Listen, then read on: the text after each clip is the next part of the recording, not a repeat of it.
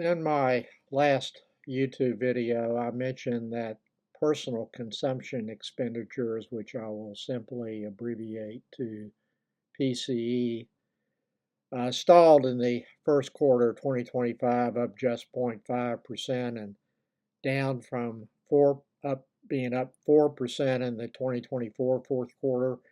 And I'm using the government's last GDP report, which was its third estimate for the first quarter.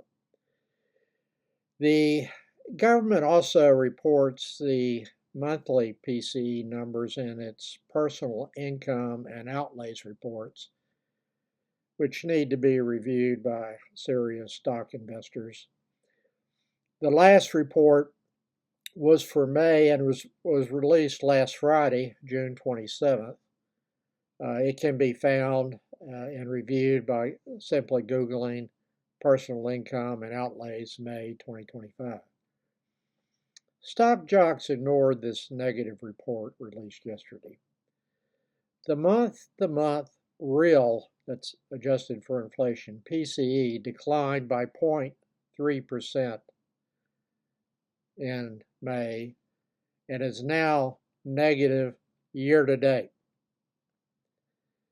PCE adjusted for inflation in May on a month-to-month basis was reported at a negative 0.1%. Now remember that consumer spending is about 70% of U.S. GDP. Personal income in May declined by 0.4%. The consensus forecast made by economists prior to the release of this report was plus 0.3%. Disposable personal income decreased 125 billion in May, and personal consumption expenditures decreased by 29.3 billion. The Republican tariff taxes have not yet had a material impact on inflation, but there was a 0.2% uptick in the annual PCE price index in May and a 0.1% increase in the annual core PCE price index compared to the 12-month periods ending in April. I previously noted, and this has been for several months now, that I do not anticipate that the Republican tariff taxes will noticeably increase prices until July and then picking up steam through the remainder of 2025 and into 2026. So we are nearing the ebb of the lower inflation numbers, in my opinion. The reason is that companies bought excessive amounts of inventory that had to be imported from foreign countries prior to the tariffs taking effect, and many will be slow to pass on the entire amount of the tariff taxes paid by them into the prices that they charge their customers. While investors ignored the troubling PCE data and personal income data that was released on Friday, they seemed to credit the claim by Howard Lutnick, the Commerce Secretary, that 10 trade deals would be announced imminently. He used the word imminent in his interview with Bloomberg. And then on Friday, yesterday, Howard Lutnick claimed and represented to the public that Trump would announce, quote, deal after deal. They're going to start coming next week and the week after and the week after. We've got them in the hopper, end of quote. So I believe that the stock investors were reacting in part based on taking that representation as true. In an interview with Time magazine in April, Trump represented that he had already made 200 trade deals. I do not invest my money based on any representation made by Trump or anyone in his cabinet. I do not believe that they are credible people. When something does actually happen, as represented by them, I will take note and adjust to the reality if need be. The market did dive intraday on Friday, June 27th, after Trump posted on, quote, Truth, end of quote, Social, that the U.S. was terminating negotiations with Canada after Trump just had found out that day, his words, not my description, that Canada was going to start collecting a digital service tax on Monday, June 30th, 2025. That legislation was passed in Canada 3 years ago. I've been aware of it for almost that length of time. And the first payment is due on Monday, as I said, for transactions that start in 2022, and that's been part of the legislation as well. The initial payment is estimated to be $1 billion, so it's a tidy sum. I understand that Trump is peeved about this digital service tax, but also I understand that Canada is peeved by Trump instituting a number of tariffs on Canadian products, including the U.S. new 50% tariff tax on aluminum and steel shipments from Canada to the U.S. that Trump justifies under a law that gives the president emergency powers to protect national security.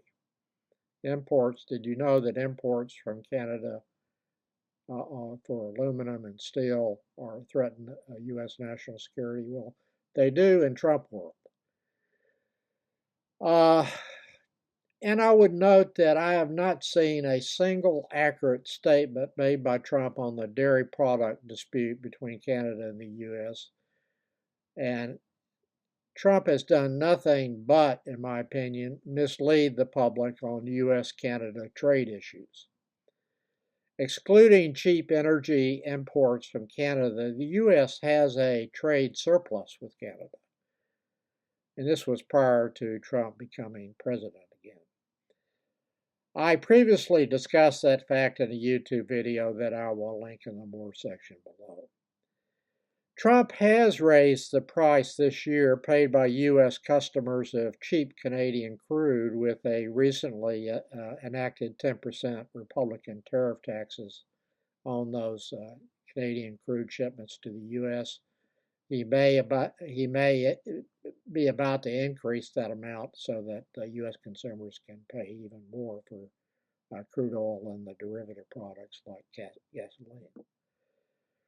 Several European countries have digital service taxes, which may prove to be a deal breaker in any trade deal between the EU and U.S., given how Trump has responded to the Canadian digital service tax that takes effect on Monday that he just found out about.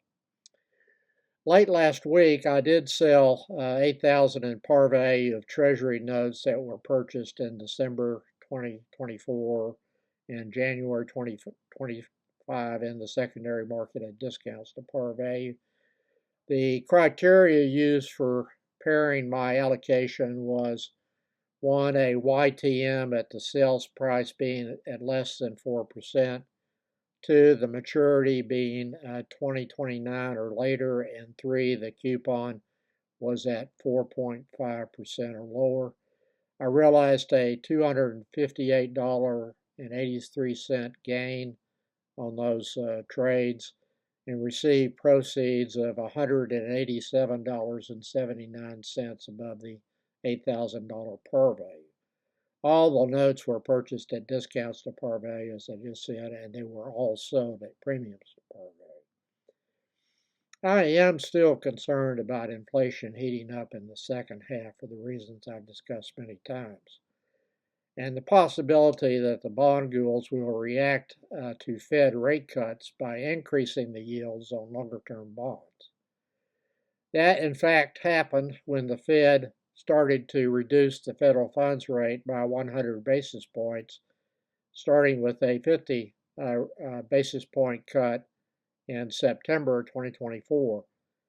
As the Fed cut the federal funds rate, the 10-year Treasury yield responded by going up 100 basis points in yield, signaling that bond investors were still concerned about the inflation fight as not being over, and the Fed was throwing fuel on the embers down the road. Will take maybe a year or so for the cuts in the federal funds rate to potentially add to inflationary pressures.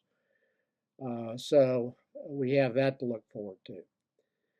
I also reduced my mutual fund allocation since my last post by over $4,000, realizing a gain of $1,986.96.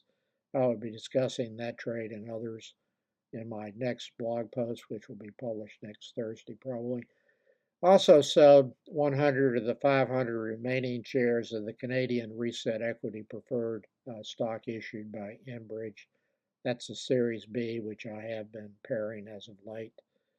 I sold that lot on the Toronto exchange and I received proceeds in Canadian dollars.